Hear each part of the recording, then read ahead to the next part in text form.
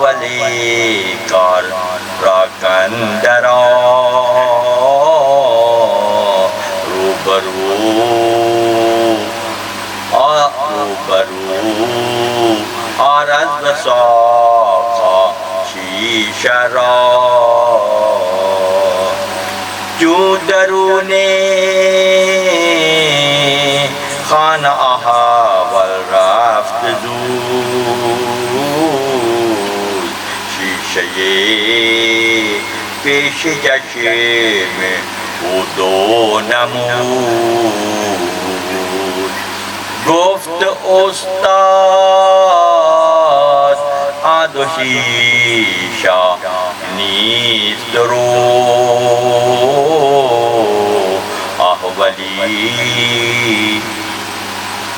ولی بگذار و عفظ و بی مشو شیشه یک بود دو به چشمش دو نمود چون شکست آن شیشه را دیگر نبود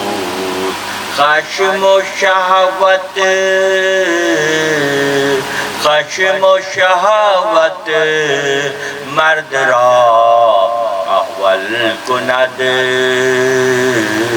ز استقامت روح را مبدل کند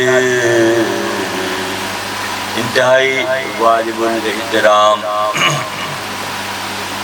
شب جمعہ کے سامعین مجلس مثنوی حضرت مولانا جلال الدین رومی رحمۃ اللہ علیہ سوئی اتفاق کہیے مصروفیات کہیے گزشتہ دو نشستوں میں مثنوی کا بیان نہ ہو سکا ایک جمعرات کو موسم کی وجہ سے اور گزشتہ جمعرات کو حضرت بابا فرید الدین مسعود گنج شکر رحمۃ اللہ علیہ کے مناسبت سے محفل ہوئی اور ساتھ ہی وابستگان سلسلہ مولویہ کے خواتین کی محفل میلاد کا انعقاد عمل میں آیا ان دو مناسبتوں کی وجہ سے گزشتہ 2 ہفتے مثنوی کا بیان نہ ہوا مگر انتہائی آسان انداز میں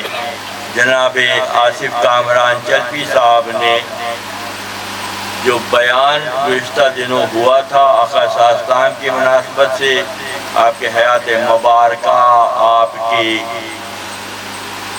تعلق باللہ کی کیفیت کی مناسبت سے ادھر اللہ میں شامل ادھر مخلوق سے واصل اس طرف اللہ سے ملے ہوئے ہیں اور اس جانب مخلوق پر رحمت بنے ہوئے ہیں چاہے وہ ستون حنانہ کی شکل میں ہو کنکریوں کی شکل میں ہو یا دسترخوان کی شکل میں ہو ابھی یہ بیان فرما رہے تھے خلاصہ انتہائی دل کو بھایا اور اچھے انداز میں آصف صاحب کامران صاحب نے ادا کیا تو آج پھر ہم دوبارہ مثنوی حضرت مولانا جلال الدین رومی رحمۃ اللہ علیہ سے استفادے کے لیے موجود ہیں اور جیسے میں نے پہلے عرض کیا کہ مضامین آگے بڑھتے جائیں گے ایسا لگے گا کہ 800 سال پہلے مولانا روم رحمۃ اللہ علیہ 2025 کے نظارے پیش کر رہے ہیں آج جو کچھ بھی ہو رہا ہے معاشرے میں جو تفرقہ ہے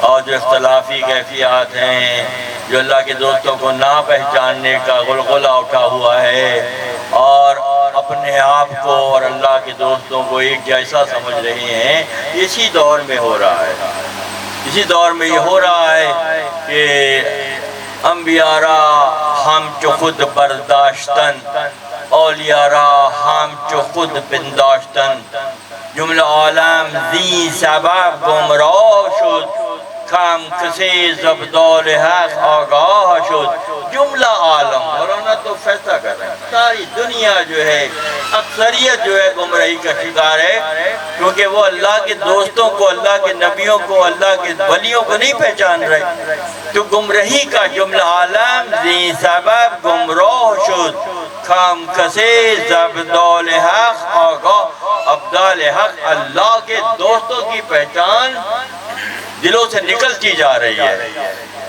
اور جیسے جیسے یہ سلسلہ ہوگا ویسے ویسے تنگیاں بظاہر کشادگیاں اور روشنیاں ہیں، بس دل تو تاریک ہوتے جا رہے ہیں۔ دلوں کی تاریکی کو کیسے صحیح کرو گے؟ دلوں پہ جو بیل چڑھ رہا ہے اس کو کیسے صحیح کرو گے؟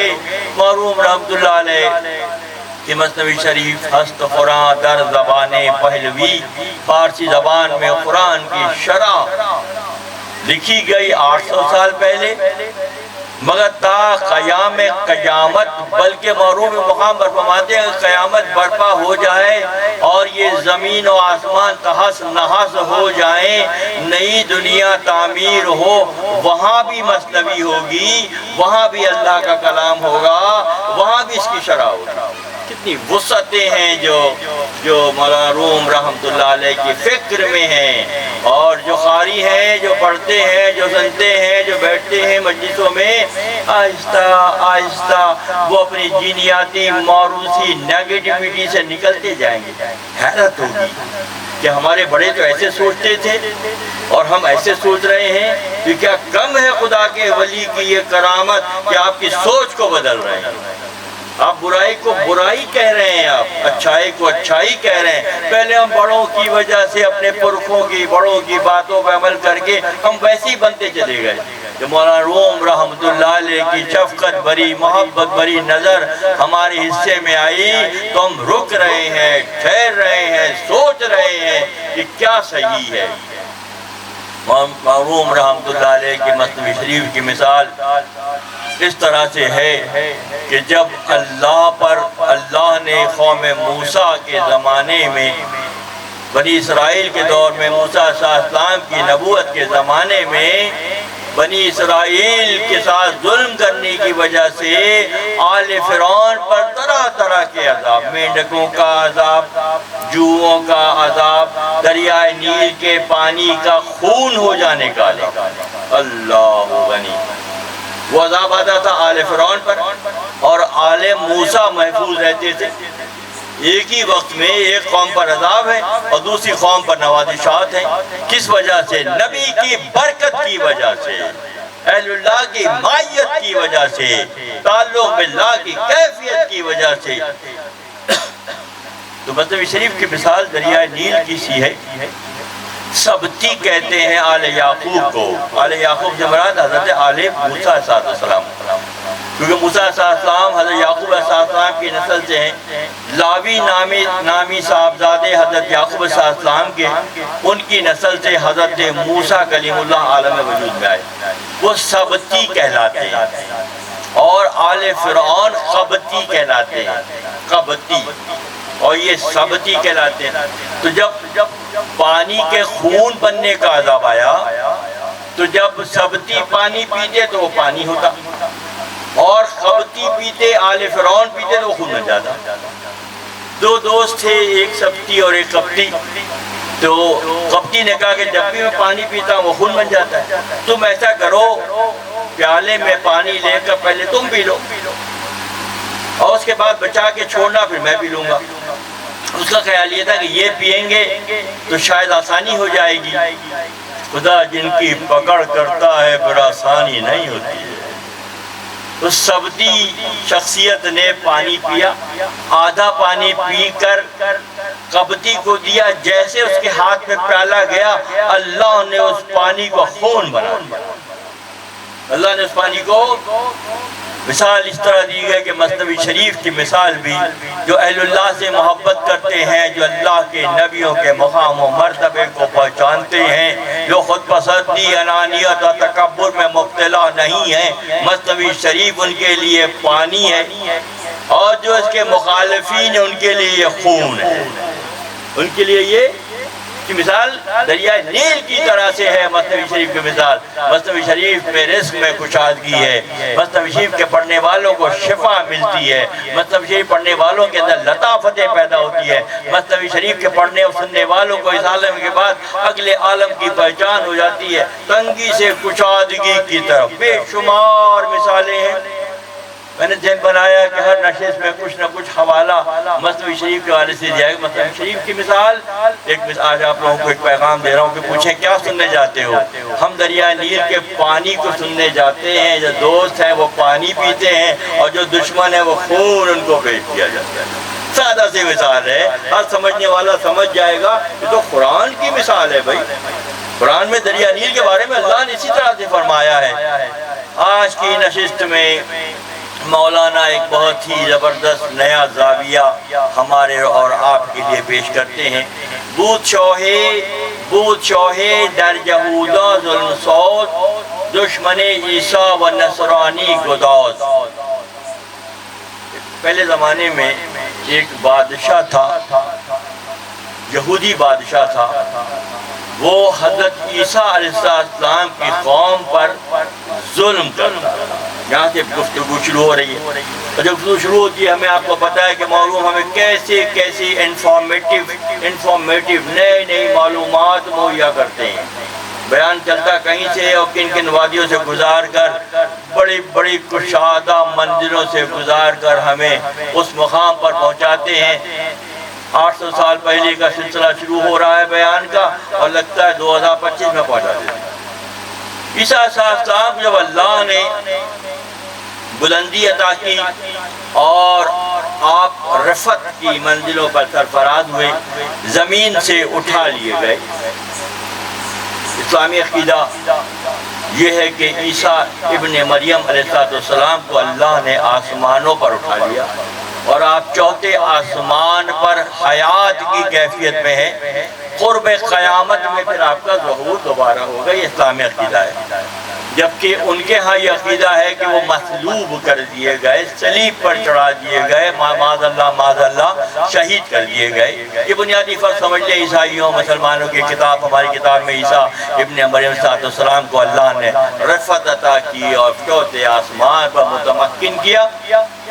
عیسیٰ علیہ السلام کی رفعت کے 81 سال تک عیسوی مذہب، آپ کی شریعت، آپ کا طریقہ عبادت، آپ کی ملنساری، آپ کی شفتگی، آپ کی سادگی، آپ کی نفاست کا علم جو ہے وہ فروغ پاتا رہا۔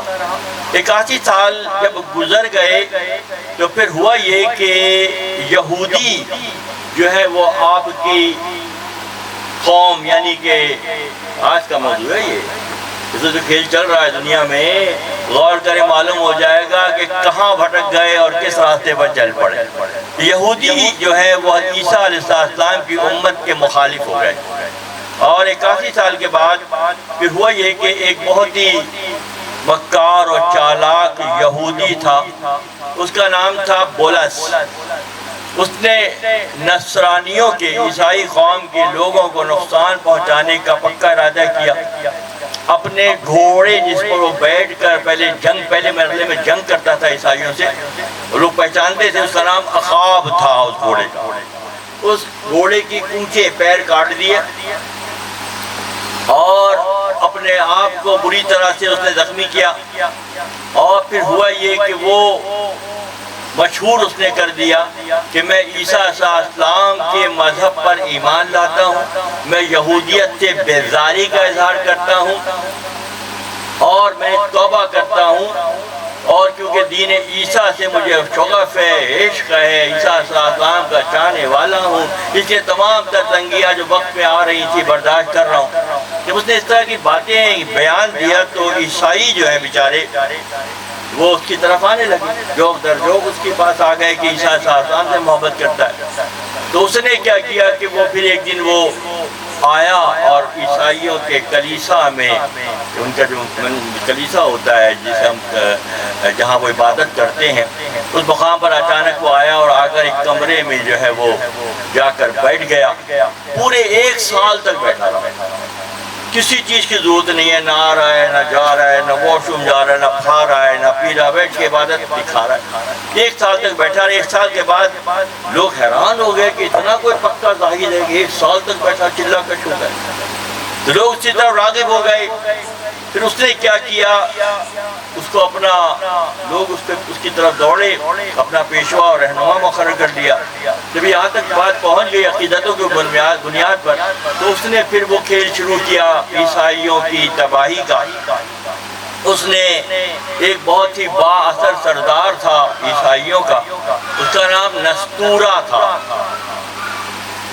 نستورہ کو اس نے بلایا اپنے حجرے میں اور بلا کر اسے تعلیم دی کہ میں تمہیں عیسائیوں پر خلیفہ بنا رہا ہوں، اور تعلیم دی کہ عیسیٰ ابن مریم اور اللہ تینوں ایک ساتھ، تینوں کی پرستی ضروری ہے۔ نستورہ کو اس نے یہ پیغام دیا۔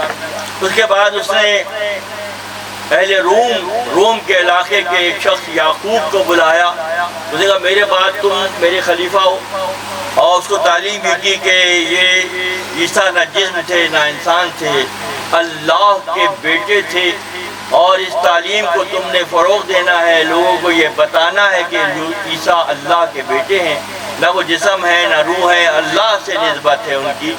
دوسری تعلیم دی۔ تیسرا ایک شخص تھا جس کا نام تھا مسمی ملک، اس کو بلا کر اسے تعلیم دی، اور تینوں کو الگ الگ عیسیٰ ہی خدا ہیں، عیسیٰ قابل پرستش ہیں، تینوں کو الگ الگ پیغام دیا تاکہ میں اب دنیا سے چلا جاؤں گا، عیسیٰ علیہ السلام کے پاس جاؤں گا، اور تم الگ الگ کہا کہ تم میرے بعد پورے سسٹم کو چلاؤ گے۔ اور تعلیم بالکل مختلف، ایک دوسرے کے متضاد۔ کیا آج تعلیمات ایک دوسرے کے متضاد نہیں ہیں؟ اشارے میں ہے ساری بات۔ سر پن ہوست اندر زیرو بام، میری گفتگو کے اندر راز چھپے ہوئے ہیں، گفتگو میں اتار و چڑھاؤ میں راز چھپے ہیں۔ سر پن ہوست اندر زیرو بام، فوش اگر گویم جہاں برہم زنم، اگر میں کھل کے بیان کروں تو دنیا بکھر جائے۔ اشارے میں بتا رہا ہوں، جو تفرقہ اس دور کے یہودی نے عیسیٰ علیہ السلام کے قوم میں کا بیج بویا، کیا آج وہ یہاں نظر نہیں آ رہا؟ آ رہا ہے نظر آ رہا ہے بھائی، واضح نظر آ رہا ہے۔ تینوں کو الگ الگ تعلیم دی۔ پھر اگلے دن اس نے صبح خودکشی کر لی۔ تو اس کے کفن دفن کے بعد جب لوگ جمع ہوئے تو تینوں سردار نے اپنی خلافت کی بات کی کہ وہ کہہ رہا میں خلیفہ ہوں، وہ کہہ رہا ہے میں خلیفہ ہوں، وہاں سے جھگڑا شروع ہو گیا، اور عیسائیوں نے خود اپنے ایک دوسرے کو قتل کرنا شروع کر دیا۔ اس بات کی بنیاد جناب حضرت قاضی ثناء اللہ پانی پتی رحمۃ اللہ علیہ نے اپنی تفسیر میں اس کو شرح و بس سے بیان کیا ہے۔ اسی بنیاد بات کو مرحوم رحمۃ اللہ علیہ نے اس انداز میں پیش کیا ہے کہ یہ عیسائیوں میں اختلافات یہودیوں کی سازش۔ آج 2025 کی 25 تاریخ کو میں یہ بیان یہاں دے رہا ہوں کہ یہودیوں کی سازشوں کی وجہ سے عیسائیت تفرقے کا شکار ہوئی۔ تو 2025 میں میرے دوستوں غور کریں کہ آج ہم کس سازش کا شکار ہو رہے ہیں، آج ہم کس فکر میں مبتلا ہیں؟ کیا ہم حق کے راستے پر ہیں، اللہ کی پہچان کے راستے پر ہیں؟ کہیں ایسا تو نہیں ہے کہ اسی ستور والے ذہن نے جس کا نام بولس تھا، اس کے شاگردوں یا ماننے والوں کے نام یعقوب اور نستورہ تھے، کیا آج دوبارہ یعقوب اور نستورہ تو متحرک نہیں ہو گئے جو اتنا تفرقہ پھیلا رہے ہیں؟ بات یہاں تک چل رہی ہے۔ مرحوم رحمۃ اللہ علیہ فرماتے ہیں کہ بود شاہی در یہوداں ظلم سوز، دشمن عیسیٰ و نصرانی گداد، شاہ اول کرد در راہ خدا، آد و دم ساز خدایی را جدا۔ ایک یہودی بادشاہ تھا، وہ عیسائیوں کا دشمن تھا، وہ حضرت موسیٰ کلیم اللہ کا ماننے والا اپنے آپ کو کہتا تھا۔ اللہ کے نظام میں سارے انبیاء کا پیغام ایک ہے، خدا سے ملانا۔ کوئی تفرق نہیں ہے، کوئی تفرقہ نہیں ہے، سب ایک ہی میسیج لے کر آئے کہ بندان خدا کو، بندگان خدا کو خدا سے ملایا جائے۔ مگر جو لوگ احول ہوتے ہیں، احول کنہیں کہتے ہیں؟ کیڑے آنکھ والے جو ہوتے ہیں، بہنگے جو ہوتے ہیں، ان کو احول کہتے ہیں فارسی میں۔ فرماتے شاہ اول کر در راہ خدا، آدم ساز خدائی را جدا۔ بادشاہ بھینگا تھا، ٹیڑھا دیکھتا تھا، اللہ کے دو برگزیدہ نبیوں کو الگ الگ دیکھتا تھا، جبکہ دونوں کا مسلک ایک، دونوں کا مذہب ایک، دونوں کا تعلق خدا سے، دونوں بظاہر ایک ہیں، بظاہر بباطن وہ ایک ہے، مگر جو احول ٹیڑھے دیکھنے والے ہوتے ہیں، بھینگا دیکھنے والے ہوتے ہیں، وہ دو دیکھتے ہیں، وہ دو کو الگ الگ شخصیات الگ ہے، نور تو ایک ہے۔ تو بادشاہ کیا کرتا تھا کہ حضرت موسیٰ کلیم اللہ کو خوش کرنے کے شوق میں عیسیٰ علیہ السلام کی قوم کو نقصان پہنچاتا تھا۔ گفت استاد احول را کندرا، مثال کے طور پر فرماتے ہیں کہ استاد نے اپنے شاگرد جو کہ بھینگا تھا اس سے کہا کہ اندر جاؤ اور وہاں شیشے کی ایک بوتل رکھی ہوئی ہے، اسے اٹھا کے لے آؤ۔ جو درون خانہ احول رفت زود، وہ بھینگا بچہ شاگرد بھاگتا ہوا اندر گیا، کیونکہ وہ بھینگا تھا، جا کے اس نے دیکھا کہ وہاں دو بوتلیں رکھی ہوئی ہیں، بھینگے پن کی وجہ سے ایک کو دو دیکھ رہا تھا۔ گفت احول زاد و شیشہ تھا کدام، اس نے کہا وہاں دو شیشیاں رکھی ہیں، کون سی لاؤں؟ گفت استاد آد و شیشہ نیست رو، احولی بگزار و افزوں بی مشو۔ استاد نے کہا کہ تم بھینگا پن چھوڑو، وہاں ایک ہی بوتل رکھی ہے، زیادہ آگے تک مت دیکھو، ایک رکھی ہے اٹھا کے لے آؤ۔ اے استاد برا تانا مزن، شاگرد نے کہا کہ آپ اس پہ تانا نہ کریں، میری آنکھیں اگر ٹیڑھی ہیں تو آپ ایسی بات نہ کریں۔ استاد نے ایسا کرو کہ جا کے ایک بوتل کو توڑ دو، دوسری لے آؤ۔ جیسے اس نے ایک بوتل توڑی، بھینگے نے جو ایک کو دو دیکھتے ہیں، کیا سادہ سی مثال وہاں دیکھے کتنی بڑی بات کر رہے ہیں، جو تفرقہ ڈالتے ہیں، جو ایک کو دو دیکھتے ہیں، وہ گیا اندر جا کے اس نے ایک بوتل توڑ دی، جیسے اس نے ایک بوتل توڑی دوسری خود ہی غائب ہو گئی۔ جب تم ایک فکر کی نفی کرو گے تو دوسری فکر کیسے پروان چڑھے گی؟ پروان تو جب چڑھے گی جب تم ایک دیکھو گے۔ نبیوں میں کوئی فرق نہیں ہے، ولیوں میں کوئی فرق نہیں ہے۔ وفات پرستوں کی جنگ ہوتی ہے ہمیشہ، کبھی کسی دو نبیوں کی جنگ ہوئی ہے؟ کہیں ہے کتابوں میں کہ جی ادریس اور ہارون کی جنگ ہوئی ہو، یا موسیٰ و یحییٰ کے ذکر جو ہے کی جنگ ہوئی ہو، یا حضرت خواجہ صاحب اور فرید صاحب کی کوئی جنگ ہوئی ہو، یا مولانا روم رحمۃ اللہ علیہ اور شمس تبریز کا کوئی جھگڑا ہوا ہو؟ کہیں ہے ایسی مثال؟ جن میں مثال ہوتی ہے، مثال کہاں ہوتی ہے؟ شیشہ یک بو دو بچشمت دو نمود، وہ بھینگا تھا، دو دیکھتا تھا، شیشہ ایک ہی تھا، بوتل ایک ہی تھی، اس دو دیکھ رہا تھا، ایک توڑا دوسری غائب ہو گئی۔ کہ مولانا یہاں پہ زبردست اشارہ کرتے ہیں، خشم و شہوت مرد را احول کنت۔ اب احول بنتا کیسے ہے؟ ایک تو احول ظاہری ہوتا ہے، آگے ٹیڑھی احول ہے، ایک باطنی احول ہوتا ہے، اندر سے ٹیڑھا ہوتا ہے وہ۔ ایک ظاہری ٹیڑھا ہوتا ہے، اس کی آنکھیں ٹیڑھی ہوتی ہیں، وہ ایک کو دو دیکھتا ہے۔ ایک اندر سے ٹیڑھا ہوتا ہے، اندر سے اس کی فکر ٹیڑھی ہوتی ہے۔ دنیا میں جب بچے پیدا ہوتے ہیں تو جو بچے نارمل انداز میں پیدا ہوتے ہیں ٹھیک ہے، اور جو بچے ٹیڑھا پیر لے کر پیدا ہوتے ہیں تو عام بچوں کا جوتا اگر 1000 کا آئے گا تو ٹیڑھے پیر والے کا جوتا 5000 کا بنے گا۔ یہ طریقہ ہے نا، بھائی ڈاکٹر کے پاس گیا، اس نے جوتا ناپ کے بنایا، ہر سال پہ بدلتا رہتا ہے، قیمت بڑھتی رہتی ہے، تو صرف ٹیڑھا پیر معروم کہتے ہیں تو تب مہنگا پڑتا ہے، تو ٹیڑھی سوچ جو ہے وہ کتنی مہنگی پڑے گی۔ اگر فکر میں ٹیڑھپن ہے تو پھر کیا کیفیت ہوگی؟ خشم و شہوت مرد را احول کنت، زستخامت روح را مبدل کنت۔ اگر تم ایسے لوگوں کے درمیان بیٹھتے ہو جن کی فکر ٹیڑھی ہے، جن کی سوچ ٹیڑھی ہے، جو اہل اللہ سے، اللہ کے دوستوں سے مخاصمت رکھتے ہیں، بغض رکھتے ہیں، عناد رکھتے ہیں، تو تم ان کی صحبت میں رہو گے تو پھر کیا ہوگا؟ تمہاری فکر ٹیڑھی ہو جائے گی۔ اللہ غنی. مرض کی تشخیص کی جا رہی ہے، مرض بتایا جا رہا ہے کہ صحبت صالح تورا صالح قرآن. صالحین کی صحبت میں کیا بنائے گی؟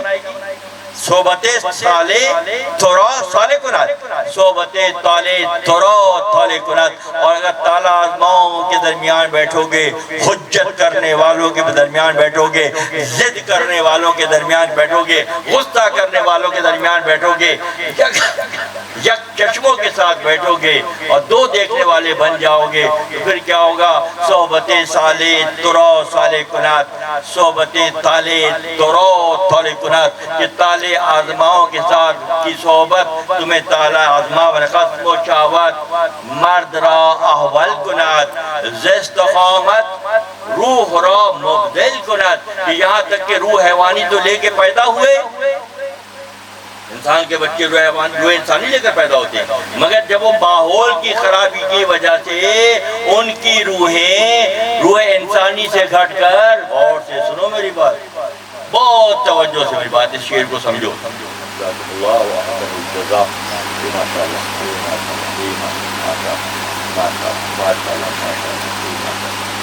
بہت ممنون مشکور، بہت ممنون مشکور ہوں اعظم صاحب، اللہ ثانی فرمائے. بات ہو رہی تھی خشم و شہوت مرد را احول کنات، زستقامت روح را مبدل کنات، صحبت صالح تورا صالح کنات، صحبت طالح تورا طالح کنات.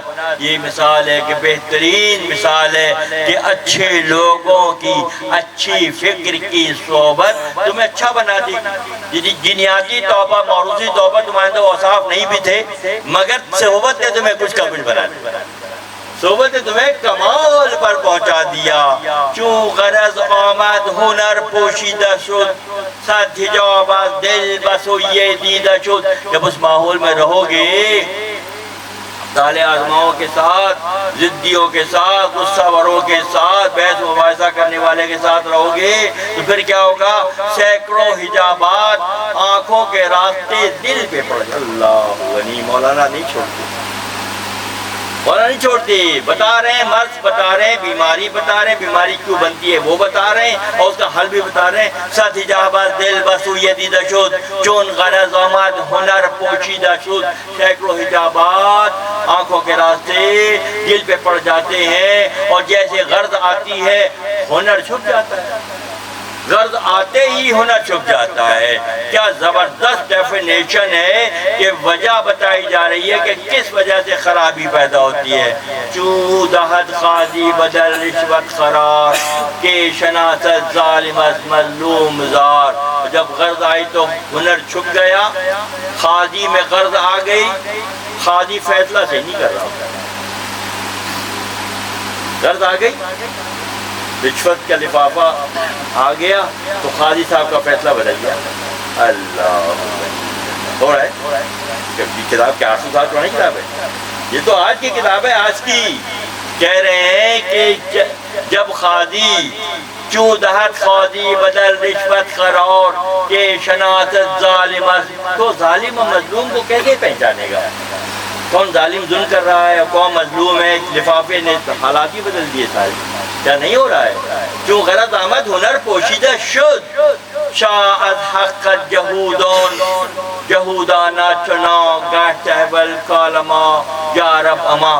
کہ پھر معلوم فرماتے ہیں ایسے جاہلوں سے، ایسی نفرت کرنے والوں سے، ایسے اللہ کے دوستوں کو دو دیکھنے والوں سے اللہ کی پناہ مانگنی چاہیے. اللہ کی کوئی جیسی غرض آئی ہنر چھپ گیا. 100,000 مومن مظلوم کوش، کہ پناہم دین ای موسیٰ راو پوشت. کہ وہ سمجھ رہا ہے کہ میں بہت بڑا کام کر رہا ہوں. سینکڑوں ہزاروں عیسائی اس نے قتل کر دیے، یہ سوچ کر قتل کیے کہ میں موسیٰ کے دین کی حفاظت کر رہا ہوں. اللہ غنی. آج کیا ہو رہا ہے؟ آج یہ نہیں ہو رہا ہے کہ ایک طبقہ دوسرے طبقے کی مخالفت کر رہا ہے، ایک طبقہ دوسرے طبقے پر ظلم کر رہا ہے، ایک فکر دوسرے فرقے کو نیچا دکھانے کے لیے حدیں پار کر رہی ہیں، کیا یہ آج کی بات نہیں ہے؟ 100,000 مومن مظلوم لوگوں کو بے دریغ اس بادشاہ یہودی بادشاہ نے قتل کیا، اور اس خیال سے کیا، اللہ غنی، اس خیال سے کیا کہ میں دین موسیٰ کی پشپناہی کر رہا ہوں۔ دین موسیٰ کی پشپناہی ہے۔ آج کے دور میں جو تفرقہ ہے، جو اختلافات ہیں، بہت چھوٹے چھوٹے معاملات کے بڑے بڑے اختلافات لوگوں نے بنا لیے، اور اپنے آپ کو حق سمجھ کر اپنی انگلی بچانے کے لیے دوسرے کی گردن کاٹنا لوگوں نے حلال روا سمجھ لیا۔ 100,000 مومن مظلوم خوش کہ پناہم دین موسیٰ راہ پشت، کہ میں دین موسیٰ کی پشت پناہی کر رہا ہوں۔ اس خیال سے وہ ظلم کی ساری حدیں، ظلم کی کیا، اسی دور میں فرعون نے موسیٰ علیہ السلام کو ڈھونڈنے کے چکر میں کتنے بنی اسرائیل کے لڑکوں کو قتل کر دیا۔ یقتلون ابناءکم ویستحیون نساءکم، یہ فرعون کیا کرتا تھا؟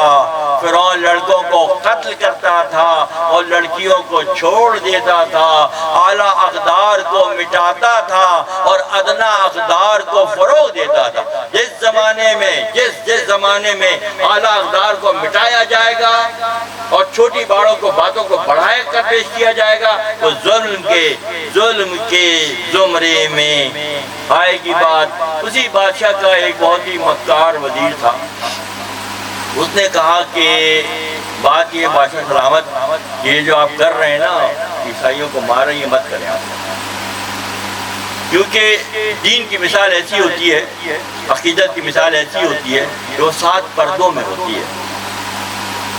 وہ مشک کی خوشبو یا عود کی خوشبو کی طرح نہیں ہوتی۔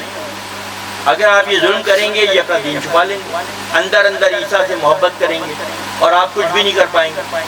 اچھا ایسا ہوگا؟ ہاں ایسا ہوگا۔ تو پھر آپ ایسا کریں، آپ ان کو چھوڑ دیں اور مجھ پر بھروسہ کریں، میں وہ کام کروں گا کہ ان کی جڑوں کو اکھاڑ کے پھینک دوں گا۔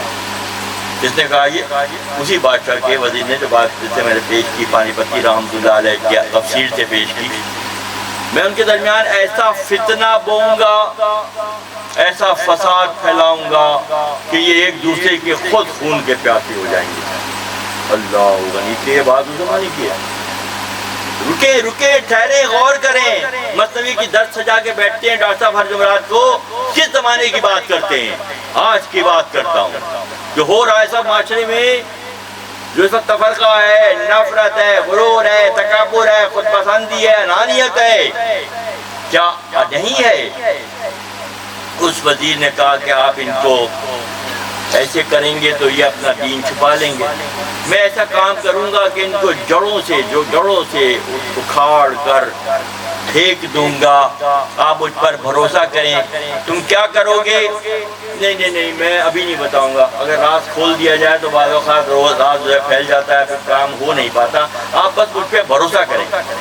وہ اتنا پکا وزیر تھا اس بادشاہ کا، یہودی وزیر تھا۔ تو اس نے کہا، ٹھیک ہے، مجھے تجھ پر یقین ہے کہ تیرے اندر سے ایک لہریں میرے اندر آتی ہیں، مجھے معلوم ہے تو دین عیسوی پر موسوی پر پکا ہے، اسی لیے مجھے تیری بات پر یقین۔ تو کیا کرے گا؟ کچھ نہیں کریں، آپ یہ کریں کہ میرے ناک اور کان چیر دیں، ہاتھوں کو توڑ دیں، پیر بھی توڑ دیں، پھر مجھے ایسا کریں کسی چوراہے پہ لے کر جائیں، وہاں پھانسی دینے کا انتظام کریں، تو اس کو پھانسی دی جائے گی آج۔ اور جب آپ پھانسی دینے کا انتظام کریں گے تو کسی بندے کو بھیج کے سفارش کروا کے چھڑوا دیں۔ کیسی زبردست پلاننگ چل رہی ہے کہ آپ میرے ساتھ یہ کریں، اور جیسے ہی آپ مجھے پھانسی کے پھندے پر لے کر جائیں تو پھر یہ ہوگا کہ کوئی آئے اور میری سفارش کرے، پھر آپ مجھے ملک بدر کروا دیجیے گا، اس جگہ سے سفارش کرے گا، صاحب اس کو چھوڑ دیں، معاف کر دیں، میں زمانہ دیتا ہوں، آئندہ نہیں کرے گا، چل رہا ہے سلسلہ۔ تو یہی ہوا کہ اس کے ہاتھ پیر توڑے گئے اور اس کو سولی پہ چڑھانے کی تیاری ہو رہی تھی، تو ایک صاحب ان کا اپنا بندہ آیا، اس نے سفارش کی اور سفارش کر کے اسے لے گیا اپنے ساتھ، اور جس کا برا حال تھا اس نے کہا کہ بھائی بات یہ ہے کہ مجھے عیسیٰ علیہ السلام کی طرف سے بشارت ہوئی ہے، میں پہلے یہودی تھا، بادشاہ مجھ سے ناراض ہو گیا، اس نے میرے ساتھ یہ ظلم کیا، اب میں دین عیسوی پر پکا ہوں۔ تو عقیدتیں اسی طرح سے بنائی جاتی ہیں، عقیدتیں بنانے والے ایسے بھی بنا لیتے ہیں کہ لوگوں کے دل ان کی طرف جھکتے ہیں، مگر وہ حق پر نہیں ہوتے بلکہ حق کے مخالف اور خدا کے باغی ہوتے ہیں۔ شکر یزدارا و ایسارا کے ماں کشتہ امیدین حق را رہنما، میں حضرت بحری عیسیٰ جہاں سپارم سردہم، 100,000 منتش با بر جانیم، مجھے اپنی جان کی کوئی فکر نہیں ہے، میں عیسیٰ علیہ السلام کے دین کا فروغ چاہتا ہوں، کیونکہ عیسیٰ علیہ السلام کی شریعت پکی شریعت ہے اور اسی میں حق چھپا ہوا ہے۔ میرا کام یہ ہے کہ میں اپنے لیے نہیں، عیسیٰ کے دین کے لیے عیسیٰ کے دین کے تکلیف اٹھا رہا ہوں ساری۔ ایسے یہ جملے آج بھی دہرائے جا رہے ہیں، بالکل ایسے ہے۔ مجھے پوچھا آپ کی اختلافات کی وجہ کیا ہے؟ ہم تو حق کی طرف ہیں، ہم تو حق کا فروغ چاہتے ہیں، حق کو بنیادوں سے اکھاڑنے والے حق کی فروغ کی باتیں کرتے ہیں، دعوے کرتے ہیں کہ حق کو پہچانتے ہیں، اللہ کی مرضی کے مطابق زندگی گزارتے ہیں، اللہ کے مخلوق پر شفقت و محبت کا معاملہ کرتے ہیں، اللہ کے نبیوں ولیوں سے خوشگمان ہیں۔ تفرقہ تفرقہ تفرقہ جان در نیم نیست از عیسیٰ ولی واقع بر علم بھی دینش نیک نیک۔ عیسیٰ علیہ السلام کا دین حق ہے اور اس کی جو ہے وہ فروغ کے لیے میں نے اپنے آپ کو وقف کیا ہے۔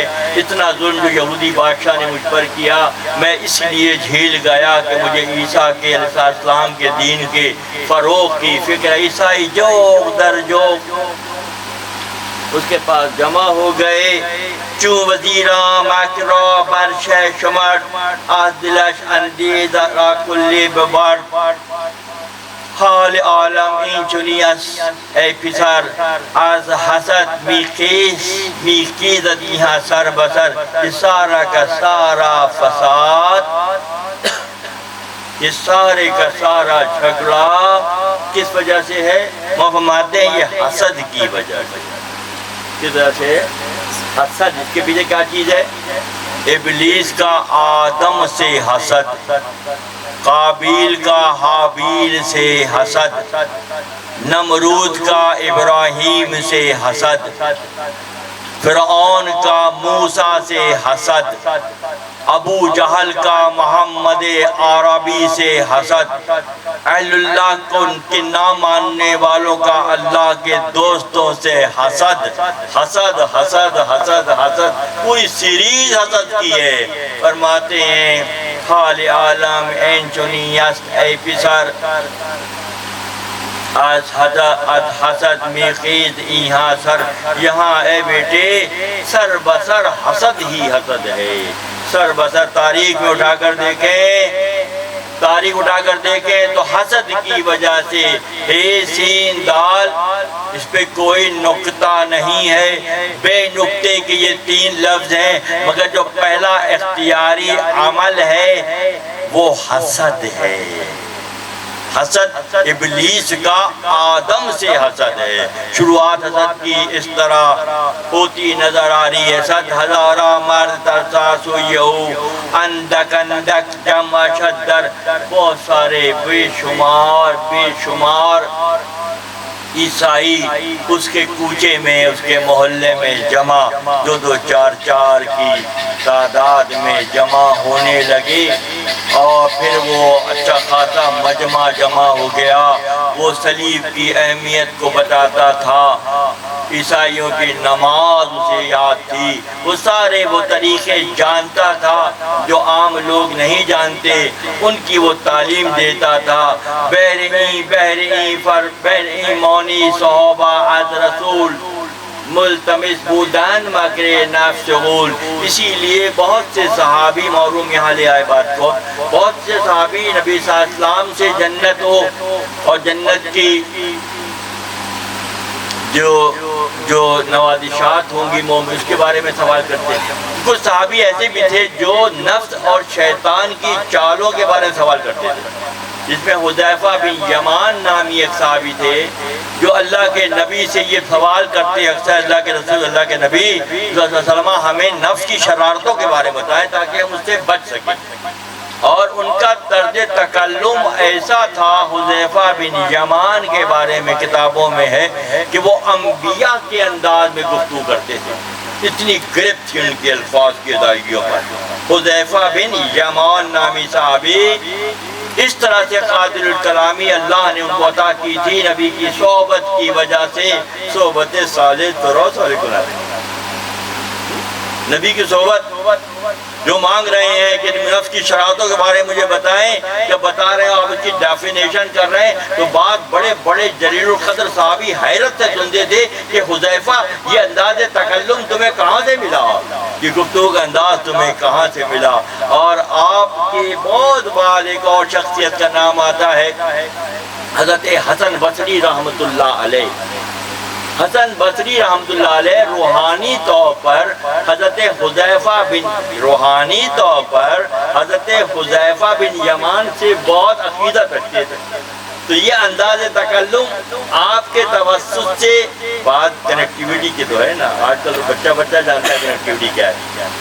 یہاں بیٹھ کے پوری دنیا کی لائبریریوں کا مواد لے لیں گھر کے اوپر، خود ہی بیٹھے بیٹھے۔ آپ کا موبائل اور آپ کا لیپ ٹاپ نہیں کر رہا کیا یہ کام؟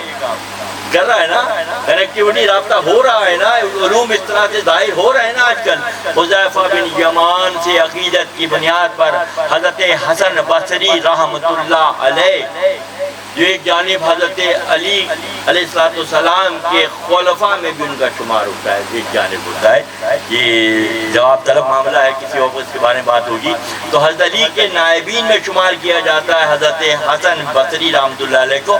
بصرہ شریف میں آپ کا مزار اقدس ہے، اس فقیر کو یہ سعادت حاصل ہے، حسن بصری رحمۃ اللہ علیہ کے مزار کی زیارت کا شرف حاصل ہوا بصرہ میں، جب میں بصرہ میں تھا۔ تو اس طرح سے ان کے اندر بھی وہی انداز گفتگو، وہی انداز تکلم، وہ الفاظ کی بنت آئی کس کے لیے؟ گفتداں فصل حدیفہ با حسن تا بدا شد واد و تذکیرش حسن، کہ ایسا واد و ایسی اچھی گفتگو فرماتے تھے حضرت حسن بصری رحمۃ اللہ علیہ۔ امام غزالی نے اپنی کتاب احیاء العلوم میں اس بات کا ذکر کیا ہے کہ حسن کا طرز تکلم انبیاء کے انداز ہے۔ اللہ، امام غزالی نے اپنی کتاب احیاء العلوم میں حضرت حذیفہ اور حضرت حسن بصری کا ذکر کیا ہے۔ کتنے کمال کی بات نہیں ہے، شوق کیا آپ گھنٹے بھر کی، گھنٹے کیا پورے دن ہفتے گفتگو میں ایک جملہ ہلکا استعمال نہیں کرتے، ایسے ہو جائے گا، یہ ختم ہو جائے گا، ہوگا محنت کے بعد ہوگا بھائی۔ کیا آپ کے الفاظ کی ادائیگی کا سلیقہ کچھ عرصے میں آپ کو آئے گا کہ آپ کی ایک گھنٹے کی گفتگو یا ایک دن کی گفتگو ایک بھی ہلکا لفظ استعمال نہیں کریں گے۔ کتنا باندھنا ہے یہ، جو لوگ باندھنے کا سلیقہ جانتے ہیں ان کو خدا ان کو ان اوصاف سے مزین کرتا ہے۔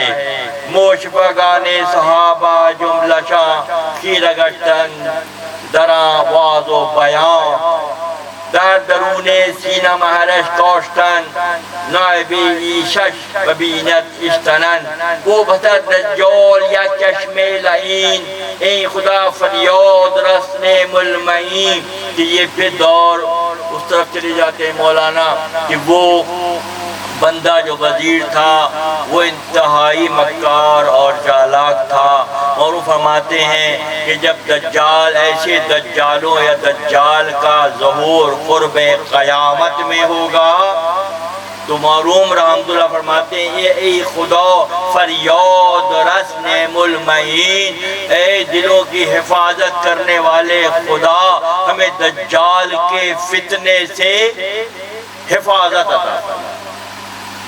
میں بنگلہ دیش میں اپنے اسی روحانی مشن کے حوالے سے تھا تو ڈھاکہ میں ایک مسجد کی نوجوانوں کی جوان لڑکے تھے سارے، انہوں نے مجھ سے سوال کیا کہ ڈاکٹر صاحب دجال کب آئے گا،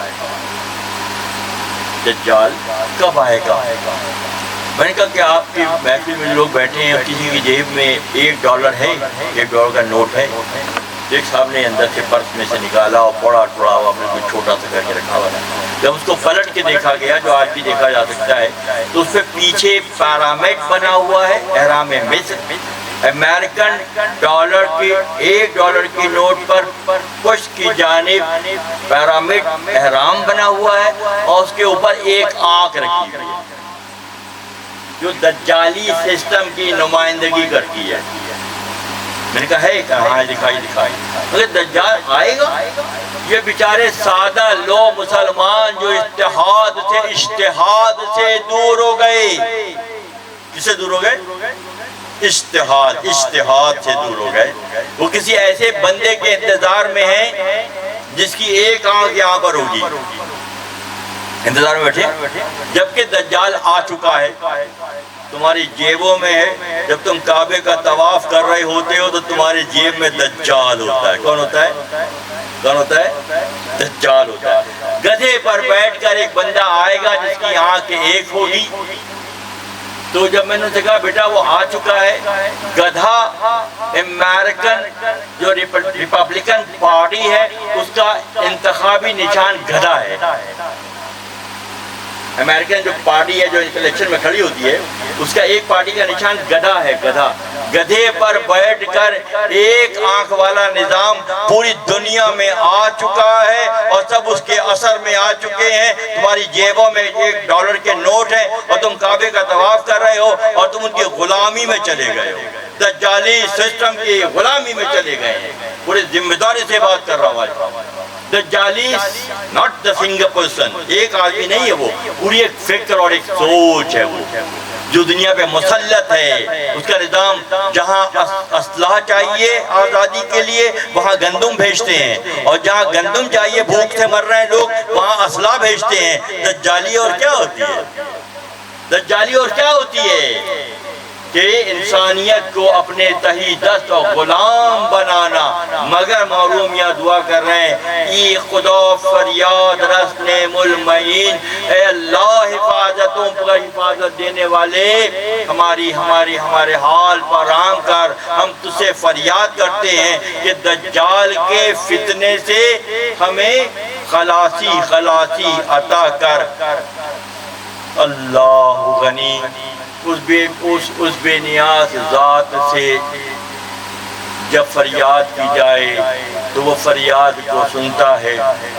ہمارے پاس سب کچھ ہے، خدائی نہیں ہے۔ اللہ کے پاس سب کچھ ہے، عاجزی کا بھی رب اللہ ہے مگر اللہ عاجز نہیں ہے۔ عاجزی کا رب ہے، عاجزی کو اللہ نے بنایا ہے مگر اللہ عاجز نہیں ہے۔ عاجز کون ہے؟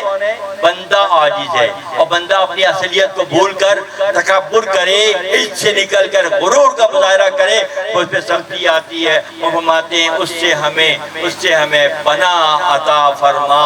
مادری امبون گندم می کنم، گندم جمع آمدہ گم می کنم، کہ تم جو ہے اب ہماری بے عملیوں کو مولانا کس انداز میں دکھا رہے ہیں۔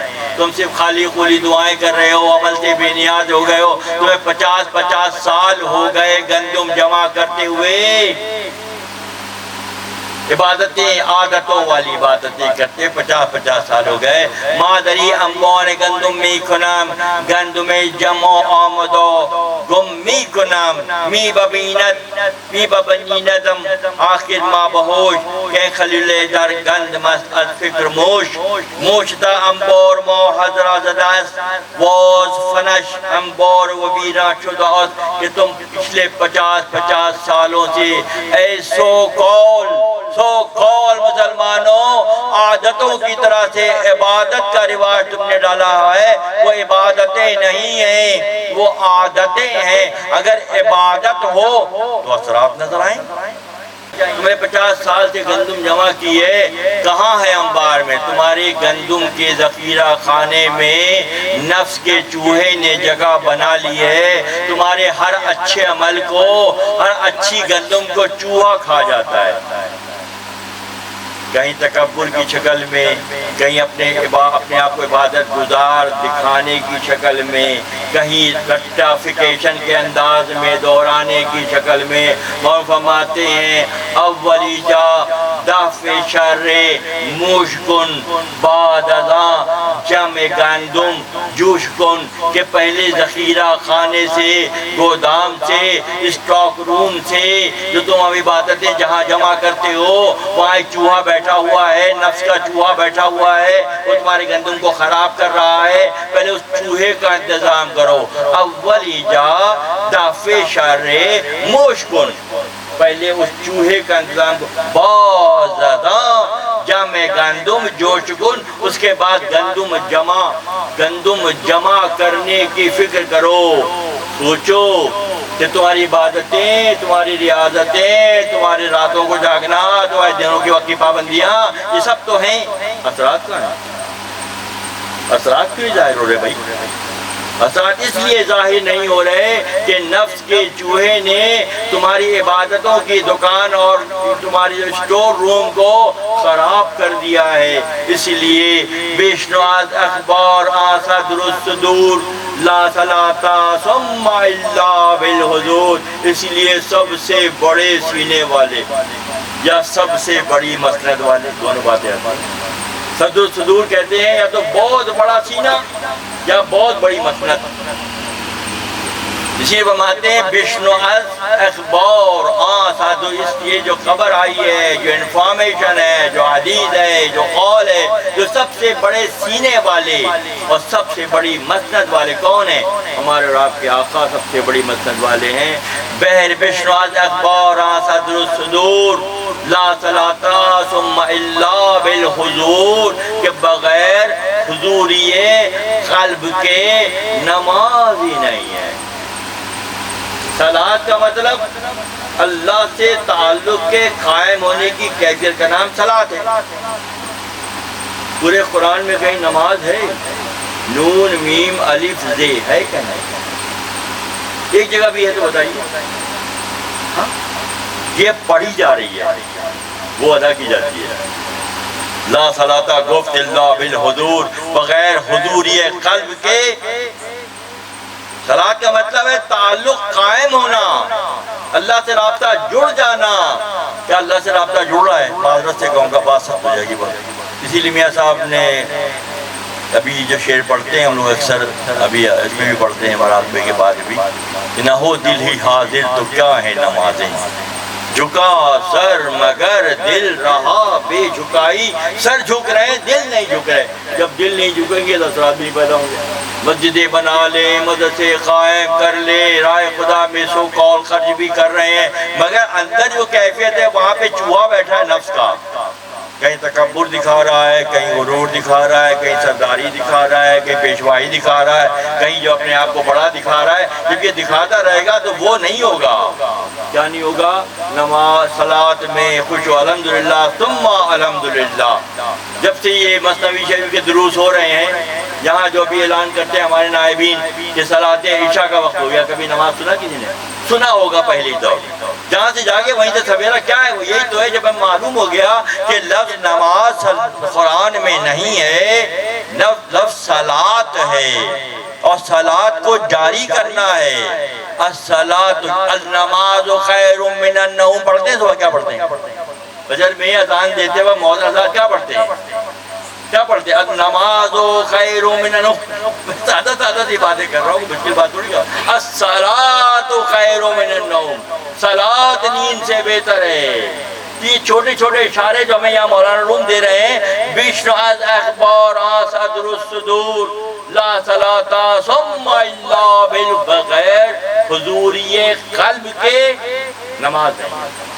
یہ مثال دیتے ہیں، پہلے زمانے میں پتھر کو رگڑ کر اون رکھ دیتے تھے، پتھر کو رگڑتے تھے، وہ چنگاری جا کے اون پہ گرتی تھی، وہ جلتا تھا، اس سے آگ حاصل کرتے تھے پہلے زمانے میں۔ ہم ماچس سے اب تو خیر بہت جلدی دنیا آ گئی، تو اس پتھر کو رگڑتے تھے اور گرتی چنگاری گری تو کپڑا جلا تو اسے آگ مل گئی۔ تو رات کو چور آ گیا، صاحب خانہ کو معلوم ہوا کہ کھٹپٹ ہوئی، تو وہ چخماق کہتے ہیں اس پتھر، چخماق کہتے ہیں اس پتھر، وہ چخماق رگڑا ہوئے رکھ دیا، چور آ کے باہر بیٹھ گیا۔ کون سا چور؟ اندر والا چور آگے بیٹھ گیا، جو گھر میں آیا ہوا تھا، جو گھر میں چور آیا تھا وہ آگے بیٹھ گیا۔ چنگاری گرتی، کپڑا جلتا، انگلی رکھ کے بجھا دیتا، پھر وہ رگڑتے، پھر وہ جلتا، جیسے جلتا چنگاری جل نکل کے روئی پہ پڑتی ہے اور روئی جلنے لگتی ہے، تو اس کو شیطان کیا آگے چور آ کیا کرتا ہے، شیطان آگے اس کو نفس آگے اس کو بٹھاتا ہے۔ تو بیچارہ پوری رات یہ کرتا رہا تاکہ جتا وقت ہے کہ صبح کی روشنی ہوئی، اور روشنی میں نیگیٹو پاورز کام نہیں کرتی، روشنی ہوتی ہے تو علم کی روشنی ہو، سورج کی روشنی ہو، عرفان کی روشنی ہو، آگہی کی روشنی ہو، جہاں روشنی ہے وہاں نیگیٹو پاور کا اثر نہیں ہوتا۔ جہاں اندھیرا ہے، ظلمت کا اندھیرا، جہالت کا اندھیرا، خود پسندی کا اندھیرا، تکبر کا اندھیرا، یہ وہ ساری چیزیں وہاں ایکٹیو ہوتی ہیں۔ جہاں جہاں روشنی، ہم فرماتے ہیں چور آ کر بیٹھ گیا اور اس چور نے ہر آنے والی جھلکتی تمہارے اعمال کی ادائیگی کے بعد اثرات پیدا ہونے شروع ہونے والے ہیں، اور وہ چوہا تمہاری گندم کھا کے خراب کر رہا ہے۔ کتنی خوبصورت بات ہے، آپ محنت کر رہے ہیں، اسے انگار نہیں، ٹوپی پہن رہے ہیں، وہی لباس پہن رہے ہیں، وضو کر رہے ہیں، ٹائم پہ مسجد پہنچ رہے ہیں اور کوشش کر رہے ہیں، مگر وہ جو بیٹھا ہوا ہے اندر، کون؟ استاد، وہ آپ کی چنگاری، عرفان کی چنگاری، آگہی کی چنگاری، اللہ کی پہچان کی چنگاری، مخلوق خدا سے محبت کی چنگاری سلگنے والی ہوتی ہے، وہ انگوٹھا رکھ کے بجھا دیتا ہے۔ تو پہچانو پہلے، اول ایجاد دفع شر مشکن بود ازاں جمع گندم جوش کن، پہلے اصل بیماری کو پکڑو، اس کا علاج کراؤ، اس کے بعد تمہارے معاملات میں سدھار پیدا ہو جائے گا اور تمہاری عبادتوں میں رنگ آ جائے گا۔ ابھی رنگ بے رنگی عبادت ہے۔ بات دیکھو دوستو، ناراض نہیں ہے، اکثر بات سخت ہے، حقیقت بھی یہ ہے، مگر یہ نہیں ہے۔ 50 سال ہو گئے، کھو کچھ نہیں رہا، ایک مہینے اگر وہ جو مالک پیسے نہ دے تو کام چھوڑ دیتے ہیں وہاں سے، یا کہیں اور دیکھ لیتے ہیں، دیکھتے نہیں دیکھتے۔ اور یہاں ان کی شان رحیمی دیکھو کہ تمہیں وہ نبھا رہے ہیں، تم جو مال بھیج رہے ہو وہ بہت خستہ اور خراب ہے قابیل کی طرح سے، پھر بھی تمہیں نبھا رہے ہیں، وہ تمہیں لے کے چل رہے ہیں۔ تو بہتر ہے سمجھ جاؤ، جب تمہارے اندر عرفان و آگہی کے شرارے جلنے والے ہوتے ہیں تو نفس امارہ تمہیں کسی نہ کسی مشکل میں گرفتار کر کے ان چنگاریوں کو بجھا دیتا ہے۔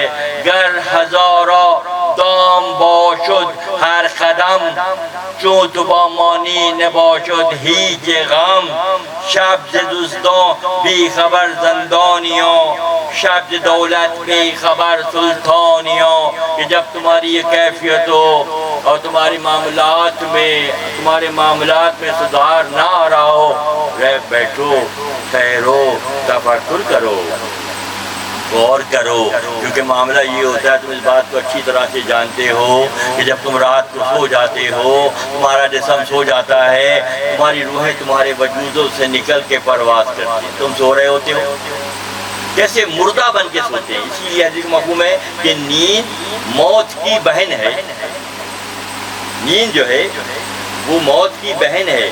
تم ایسے سوتے ہو، نہ کاروبار کی فکر ہے، نہ لین دین کی فکر ہے، تمہارا جسم سو رہا ہوتا ہے اور تمہاری روح جو ہے آزاد ہو جاتی ہے، اور آزاد ہونے سے کون رکنا چاہتا ہے؟ اگر سینٹرل جیل کی دیواریں گر جائیں، اچانک گر جائیں طوفان کی وجہ سے، بارش کی وجہ سے، تو کون سا قیدی ایسا ہوگا جو خوش نہیں ہوگا؟ ارے جان چھوٹ گئی بھائی، نکلو یہاں سے، ایسے کہیں گے نا۔ تو یہ جو سینٹرل جیل میں بند ہے 50 60 70 سال سے، اس کی فکر ہے کہ سینٹرل جیل میں بند ہے، روحیں بند ہے تمہاری، ہاں رات کو آزاد ہو جاتی ہیں، اللہ ان کی رسی کو دراز کر دیتا ہے، وہ جسم ایسی پڑا رہتا ہے، روحیں چلی جاتی ہیں، جا کے سیر کرتی ہیں۔ جو عارف ہیں وہ عارفوں کی روحوں سے ملتی ہیں، جو زاہد ہیں زاہدوں کی روحوں سے معلوم فرماتے ہیں۔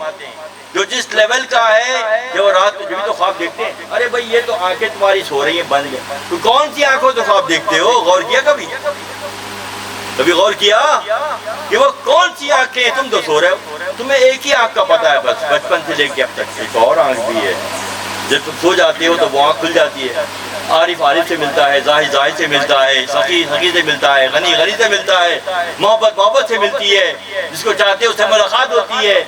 یہ جب ہی ہوگا جب یہ تھوڑا سا کرنٹ ہوگا، تھوڑی سی تپش ہوگی، تھوڑا سا عشق ہوگا، اور اگر یہ نہیں ہوگا حال عارف این بود بے خواب ہم، عام لوگوں کی بھی سو جاتے ہیں، روحیں نکل جاتی ہیں، واپس آ جاتی ہیں۔ مثال اس کی معلوم یہ دیتے ہیں کہ گھوڑے جو ہوتے ہیں ان کے پیر میں رسی باندھ کے چراگاہوں میں چھوڑ دیتے ہیں، اور جب ٹائم پورا ہو جاتا ہے رسی سے کھینچ کے بلا لیتے ہیں۔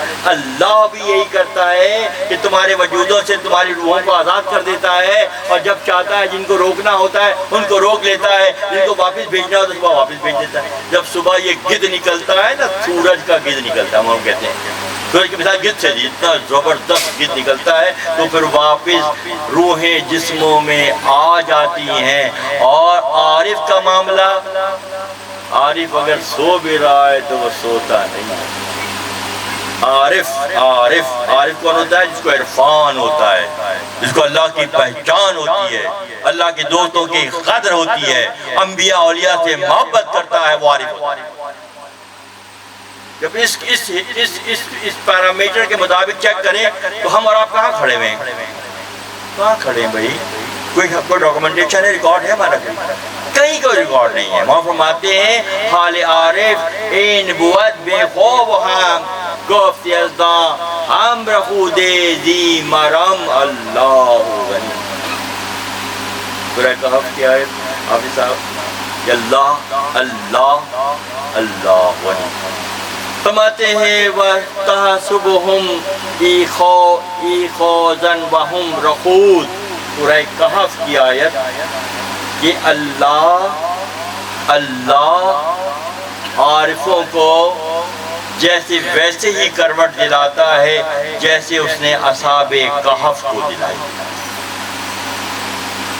قرآن کی دلیل کے ساتھ جو عارف عرفان کی منزل پہنچ جاتے ہیں تو قرآن میں ان لوگوں کا ذکر ہے جو اللہ کی محبت میں وقت کے بادشاہ کے ظلم سے نکل کر کہف کہتے ہیں۔ عربی زبان میں کسی پہاڑ کے اندر خلا ہو، گڑھا ہو، تو غار کو کہف کہتے ہیں فارسی میں۔ اصحاب کہف جب سو رہے تھے 309 سال سوئے۔ وہ فرماتے ہیں کہ عارف جب سوتا ہے اس کی مثال بھی ایسی ہے، بظاہر وہ سوتا ہے، وہ سوتا نہیں ہے، وہ جاگ رہا ہوتا ہے، کہ خدا اسے خود کروٹ دلاتا ہے، خدا اسے خود حفاظت خدا اس کی کرتا ہے۔ اہل دنیا کی نظر میں عارف وہ ہے جو ہر وقت اپنے رب سے بالکل اسی طرح جڑا ہوا ہے کہ اصحاب کہف سو رہے تھے، خدا انہیں کروٹ دلا رہا تھا، وہ بظاہر سو رہے تھے مگر سو نہیں رہے تھے، وہ یہاں سے سو رہے تھے، اللہ کی بارگاہ میں حاضر تھے۔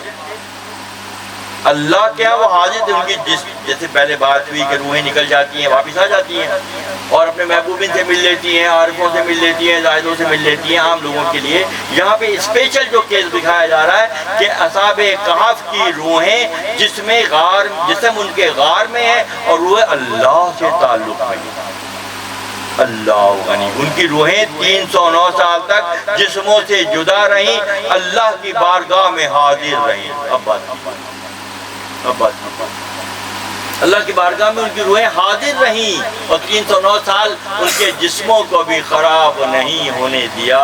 یہ اللہ نے تا قیام قیامت تک کے لیے مثال دکھائی۔ اور اسی طرح عارف کا ذکر کرتے ہوئے وہ بظاہر سوتے ہیں، بظاہر مردنی کی کیفیت میں ہیں مگر زندہ ہیں، اور ایسے بھی ہیں جو ہر حال میں تعلق باللہ کی کیفیت میں۔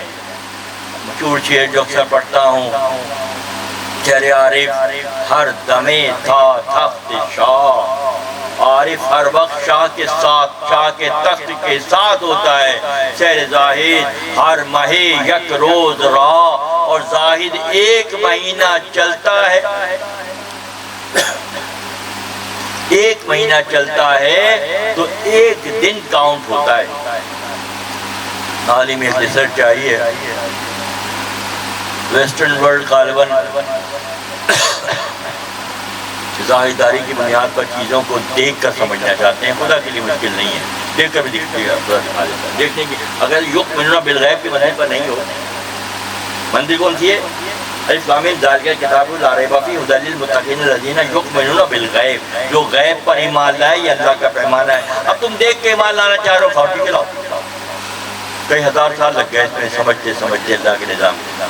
اب جدید ریسرچ جو آئی ہے وہ یہ ہے کہ جب انسان کے جسم سے روح نکلتی ہے، مٹی تو اس وجود میں رہ جائے گا، روح ایسے پرواز کرتی ہے کہ روشنی کی اسپیڈ سے زیادہ روح تیز پرواز کرتی ہے.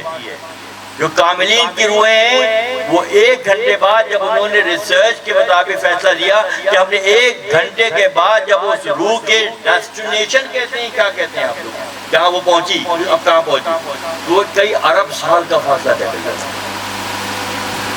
کئی ارب سال کا فاصلہ 1 گھنٹے میں، یہاں کا گھنٹہ وہاں کے کئی. کتنی وسعتیں ہیں اللہ کے نظام میں، کتنی کہکشائیں ہیں جو درمیان میں ہیں، کیسے کیسے چاند اور سورج اللہ نے بنا کے رکھے ہوئے.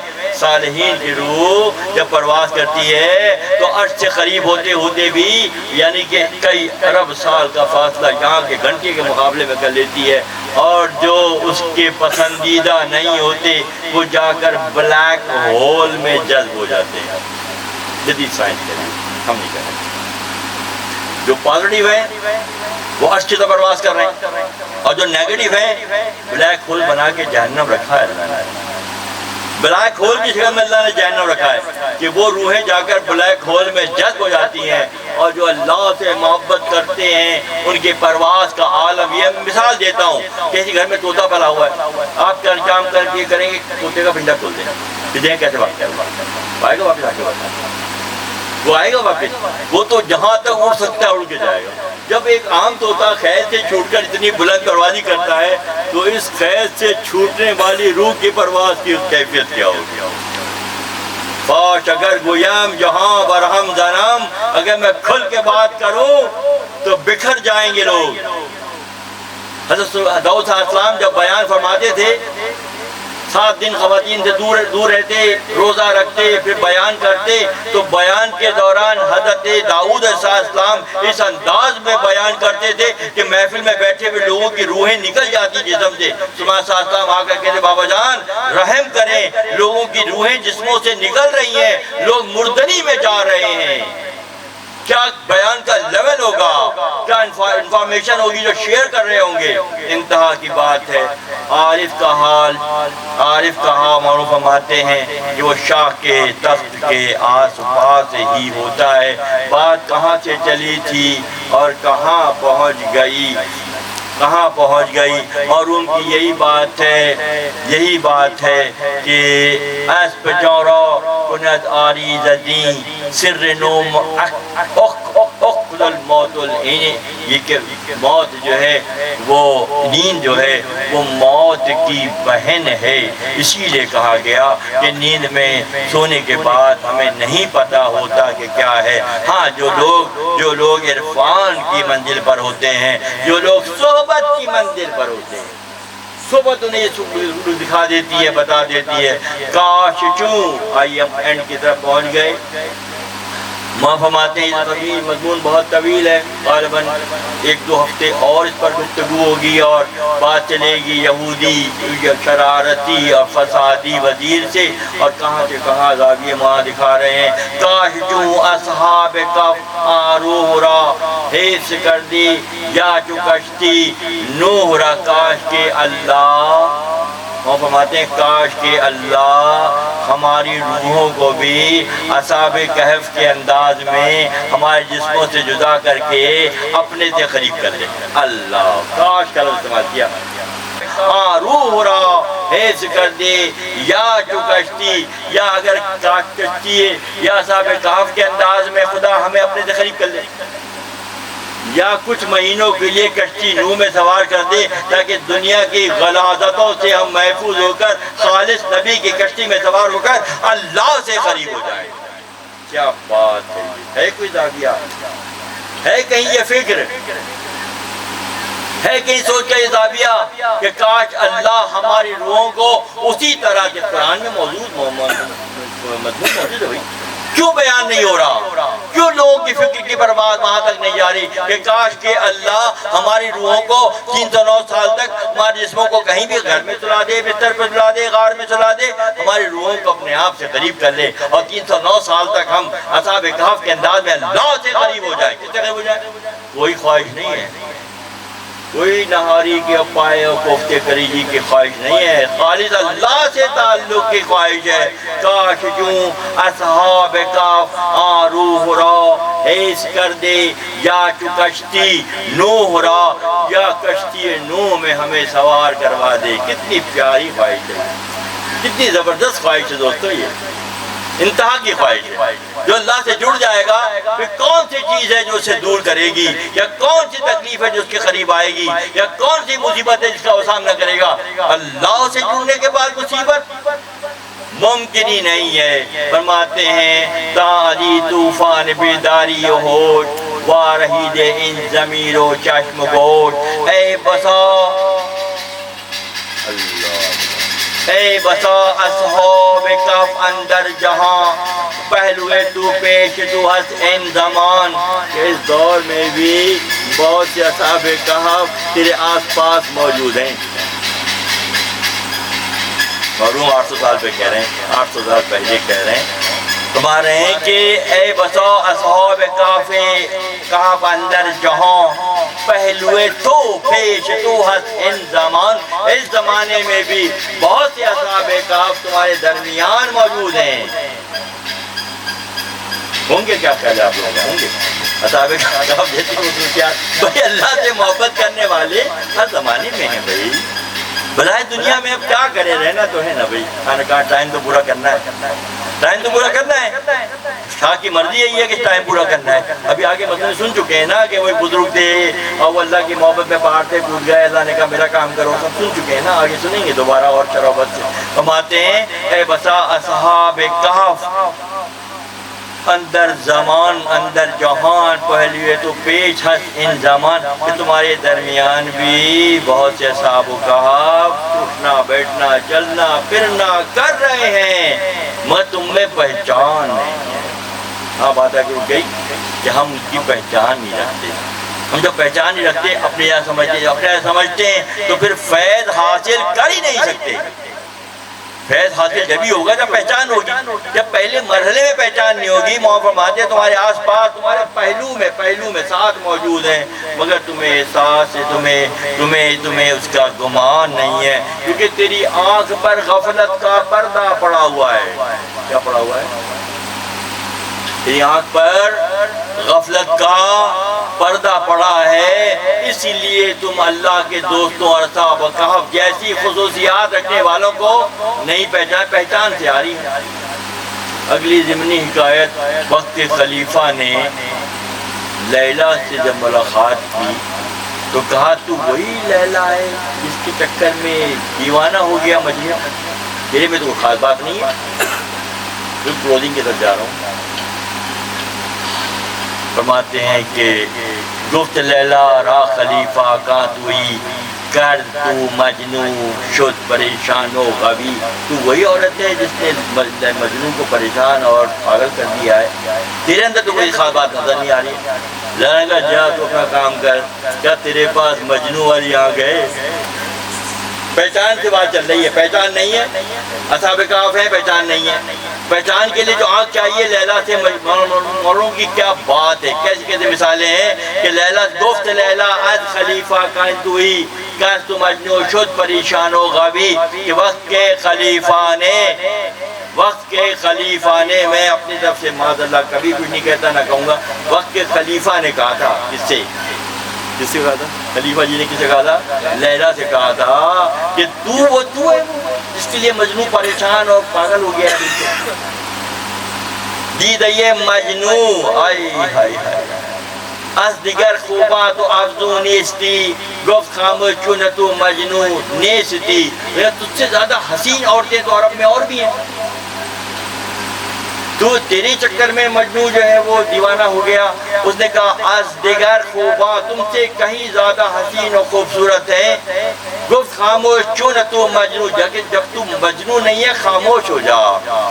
دیدہ مجنو اگر بودے ترا، اگر تجھے مجنو جیسی آنکھ مل جائے، ہر دو عالم بے خطر بودے ترا، اگر تجھے مجنو والی آنکھ مل جائے تو دونوں عالم سے تو بے نیاز ہو جائے۔ مجنو راستہ میں نے دکھایا، مجنو دونوں عالم سے بے نیاز ہو جائے، ہوش سے گزر گیا۔ سارا جھگڑا ہی ہوش کا ہے، سارا جھگڑا ہوش کا ہے، لوگ ہوش پہ اصرار کرتے ہیں اور ہوش ہی سے مسئلہ ہوتا ہے۔ دیدہ مجنو اگر بودے ترا، اگر تجھے مجنو والی آنکھ مل جاتی، ہر دو عالم بے خطر بودے ترا، تو دونوں عالم میں تو بے خطر چلتا۔ سارا جھگڑا یہ ہے کہ تیرے پاس با خودی تو لیک مجنو بے خدا، در طریق عشق بیداری بدت۔ سارا مسئلہ یہ ہے کہ عشق کے راستے میں بیداری جو ہے وہ جرم ہے۔ عشق کے راستے میں تعلق باللہ کی کیفیت کے معاملے میں ہوشیاری کام نہیں آئے گی۔ عقل کی مثال اس راستے میں راستے کی دھول کی طرح سے ہے۔ یہ منزل عقل سے طے نہیں ہوتی، یہ منزل عشق سے۔ ہر کے بے دورت او در خواب خوب در، ہست بے دورت ہر خوابش بدر، کہ جو ہوشیار بن رہے ہیں، جو چالاک بن رہے ہیں، ان کا پھر کوئی تعلق نہیں ہے۔ تعلق کن کا ہے؟ جو راہ خدا میں اخلاص کے ساتھ کوشش کر رہے ہیں۔ ورنہ دنیا داروں کی مثال ایسی ہے، میں بعض اوقات ایڈٹ کرتا ہوں، کہیں نہیں بھی کرتا ہوں۔ دنیا داروں کی مثال یہ ہے کہ مولانا فرماتے ہیں یہاں پہ دیورا چوہور بیند از بے خواب میں شیطان حور بن کر آتا ہے۔ کیا بن کر آتا ہے؟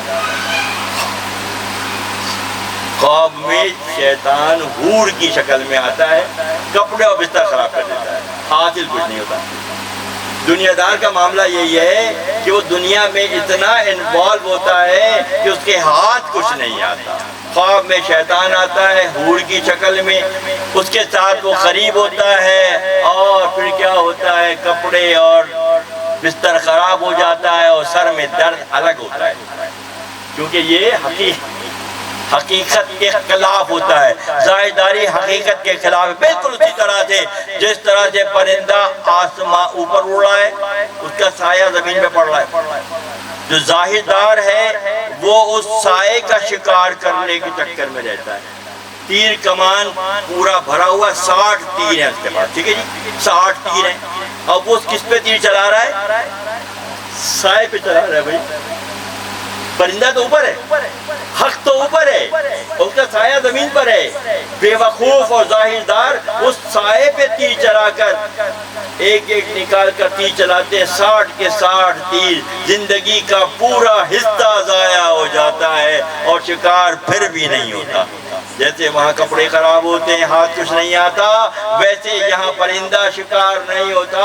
دنیا دار اسی تگو دو میں اللہ غنی ابلہ سیادہ سایہ شوت میدہت چندہ کی بھی مویا شوت، کہ اس سائے کا شکار کرنے کے چکر میں خلیفہ بھی لیلہ کو پہچان والی آنکھ نہیں رکھ رہا، دنیا دار بھی اللہ کو پہچان والی آنکھ نہیں رکھ رہے۔ انہیں جو ہے یا تو ابلیس بہکا رہا ہے یا سائے میں الجھ رہے ہیں، نہ ابلیس ہاتھ آ رہا ہے نہ سایہ ہاتھ آ رہا ہے۔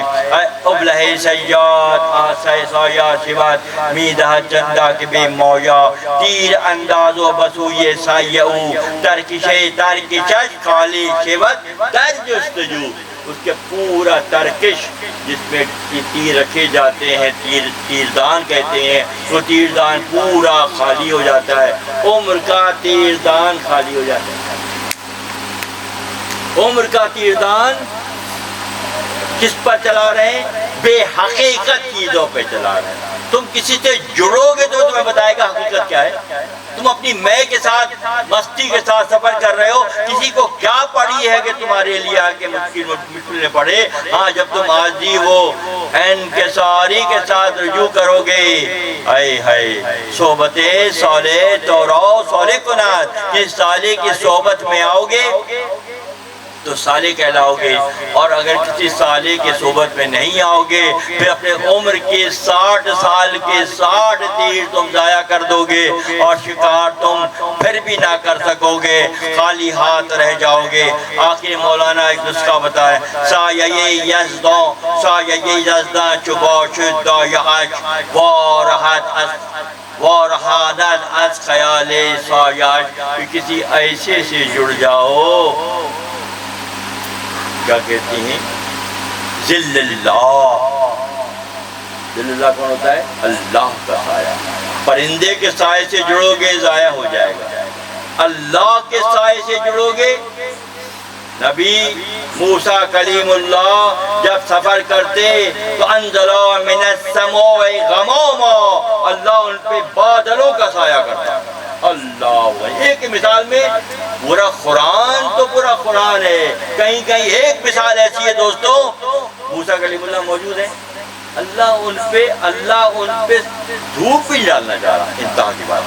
اور تم اللہ کے دوستوں پہ زبان درازی کرتے ہو، اللہ کے دوستوں پر زبان درازی کرتے ہو، اللہ کے مقربین ان کی کردار کشی کرتے ہو، جبکہ اللہ یہ چاہتا ہے کہ جب موسیٰ کلیم اللہ سفر میں ہے تو اللہ بادلوں کا سایہ کرتا ہے۔